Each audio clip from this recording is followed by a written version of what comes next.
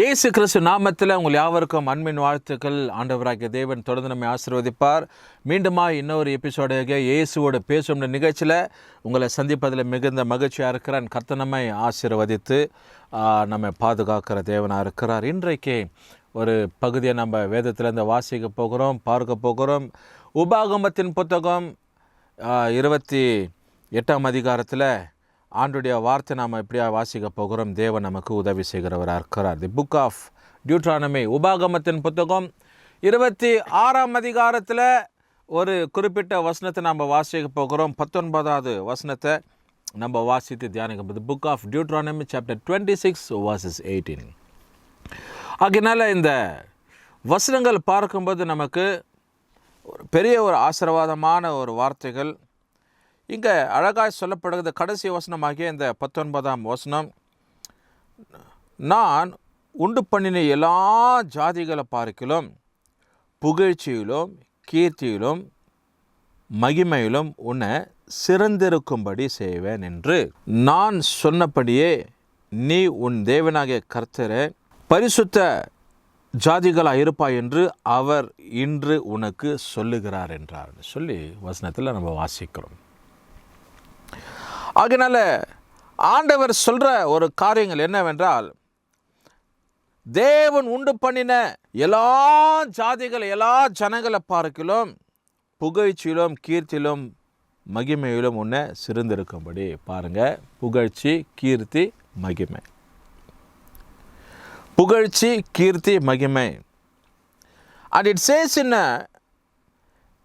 English Bible, it said, and to make thee high above all nations which he hath made in praise and in name and in honor. The praise, the name and the honor. இது எங்கே நாம் எதிர்பார்ப்போம் அப்படின்ற பட்சத்தில் நமக்கு நல்ல பேர் வரணும். ஏதாவது ஒரு காரியத்தை செய்தால் நல்ல பேர் எடுக்கிற மாதிரி நான் செய்யணும். புகழணும், ஜனங்க புகழ்ச்சியாய். அதுக்கு பிற்பாடு கிரீடத்தை சூட்டணும்.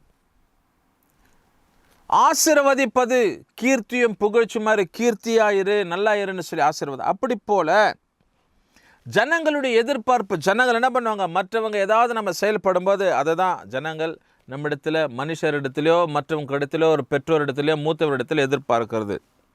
பாருங்கள், தேவன் அப்படி இங்கே வாக்கு கொடுக்குறார். என்ன கொடுக்குறாருன்னா, நான் என்ன பண்ணுவேன், எல்லா ஜாதிகளுக்கு மத்தியில், நான் உண்டு பண்ணின எல்லா ஜாதிகளுக்கு மத்தியில் ஆண்டவர் தம்முடைய ஜனங்களாகிய இஸ்ரவேல் ஜனத்தை கர்த்தர் விசேஷித்த கண்ணோக்கத்தில் கர்த்தர் பார்த்து கொண்டு வந்து, என்னதான் அவங்க தவறு செய்தாலும், என்னதான் தரமரான காரியங்களை தேவனுக்கு விரோதமாக செயல்பட்டாலும், தேவன் தம்முடைய ஜனங்களை he loved them very much. ஒவ்வொரு காரியத்திலும் ஆண்டவர் இஸ்ரவேல் ஜனங்களை விசேஷித்தமாய் ஆண்டவர் ஆசீர்வதித்து நடத்தி வந்தார். அவங்க தேவையான காரியங்களை கொடுத்தார். What all they expected from the Lord granted everything. What all they plead unto Moses, what all they supplicated, what all they were asking, they requesting to Moses, the Moses will again request to the Lord, Lord, your peoples are dying. Lord, your peoples are doing. Lord, your peoples are expecting.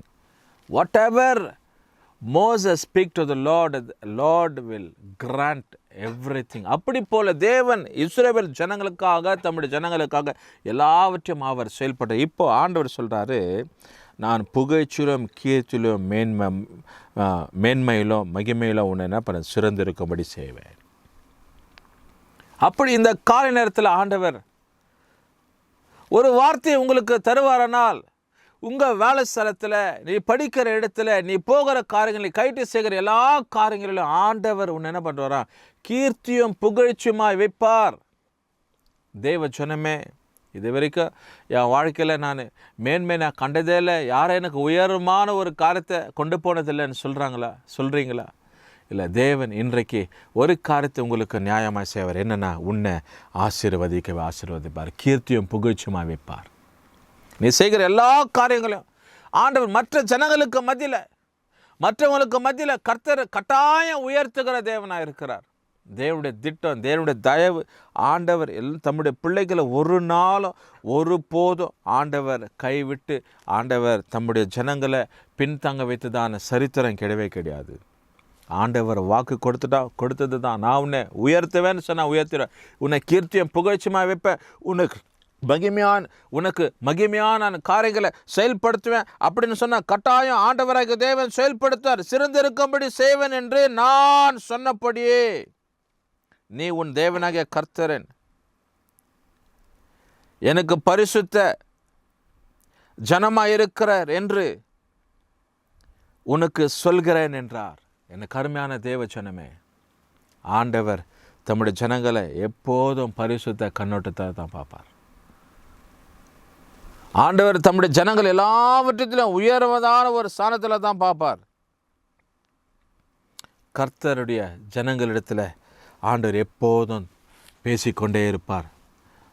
ஆண்டவர் சம்பாஷித்து கொண்டே இருப்பார். தேவன் உறவாடி கொண்டே இருப்பார். நீங்கள் எப்படி எடுத்துக்கொண்டாலும் பரவாயில்ல, அவருடைய வார்த்தை தம்முடைய ஜனங்களுக்கு நேராக வந்து கொண்டே இருக்கும். கர்த்தர் தம்முடைய ஜனங்கள் மேலே நோக்கமாக இருப்பார். இந்த காலை நேரத்தில் ஆண்டவர் உங்களை கீர்த்தியும் புகழ்ச்சியுமாக வைப்பார். மகிமையாக ஆண்டவர் செயல்படுவார். உங்கள் வேலை ஸ்தலத்தில், குடும்ப காரியங்களை, நீ படிக்கிற ஒரு திட்டமிடுகிற எந்த செயல்பாடாக இருக்கட்டும், நீ அபரிவிதமாக ஆசீர்வதிக்கப்பட்டு இருக்கவே இது தேவனுடைய திட்டமாக இருக்கிறது. ஜெபம் பண்ணும். நல்ல பிதாவே துதிக்கிறோம். ஆண்டவரே, உபாகமம் 26:19 படி கர்த்தாவே, இப்படி ஜனங்களை கர்த்தர் நீர் ஆசீர்வதித்து உயர்த்தி நடத்துகிறீர் என்பதை நாங்கள் ஒரு நாள் ஒருபோது ஆண்டவரேப்பா, ஆண்டவரே, நாங்கள் மறந்து போகாதபடி கர்த்தருடைய திட்டத்துக்குள்ளே செயல்பட ஆண்டவர் உதவி செய்யுங்க. இயேசு கிறிஸ்துவின் நாமத்தில் ஜெபிக்கிறோம் நல்ல பிதாவே, ஆமென். கர்த்தர் நம்மை ஆசீர்வதிப்பார்.